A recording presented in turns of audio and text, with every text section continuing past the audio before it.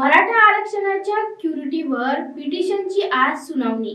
हा निकाल मराठा आरक्षणाच्या बाजूने लागेल असा विश्वास विनोद पाटील यांनी यावेळी व्यक्त केला। पिटिशनवर सुनावणी होणार आहे। तुम्ही स्वतः याचिकाकर्ते देखील आहात, काय नेमकं होईल असं वाटतं? बघा, मराठा समाज अनेक दिवसांपासून प्रतीक्षा करतो, तो दिवस आज करत राहिलेला आहे। दुपारच्या सत्रामध्ये 1:15 वाजता सुमारास मान्य न्यायमूर्ती याच्यावर चर्चा करतील आणि लगेच निर्णय लागणं अपेक्षित आहे। आज 3 गोष्टी होऊ शकतात। यामध्ये एक, मराठा समाजाची जी क्युरिटी पिटिशन आहे ते कोर्टाने त्याच्यावर भाष्य करून खुली सुनावणी याच्यावर कोर्ट सांगू शकतं। दुसरा, कोर्ट याच्यामध्ये डायरेक्ट निर्णय देऊ शकतो की अशा पद्धतीने याला अशा प्रकारे राज्य सरकारने ह्या गोष्टी करून लागू करावं। आणि 3 नंबरचा जो महत्त्वाचा मुद्दा आहे की जर कोर्टाने सांगितलं की नाही याच्यामध्ये आम्ही सगळे बारकावे बघितले ना, आम्हाला तुम्हाला देता येत नाही, तर 3ही गोष्टी झाल्या तर मराठा समाजाचा फायदा आहे।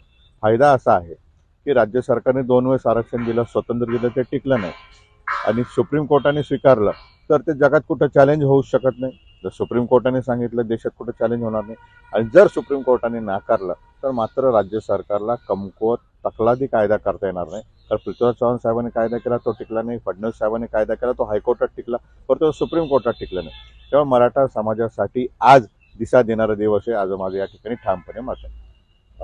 सुनावणी होईल, सुनावणी आणि आंदोलन यांचा आता काही पुढे संबंध असणार का? आंदोलन मागे घेतलं जाईल का? हे बघा, सुनावणीचा अर्थ असा आहे की मराठा समाजाला गेलेलं आरक्षण परत मिळेल का, आणि रस्त्यावरच्या लढाईचा अर्थ असा आहे की राज्य सरकारने गांभीर्याने आम्हाला आमच्या पदरात द्यावं। जोपर्यंत मराठा समाज हक्काचं आरक्षण मिळत नाही तोपर्यंत आमचं रस्त्यावरचं आंदोलन थांबणार नाही, तोपर्यंत न्यायालयीन लढाई थांबणार नाही। शेवटच्या श्वासापर्यंत आम्ही रस्त्यावर व न्यायालयात लढू।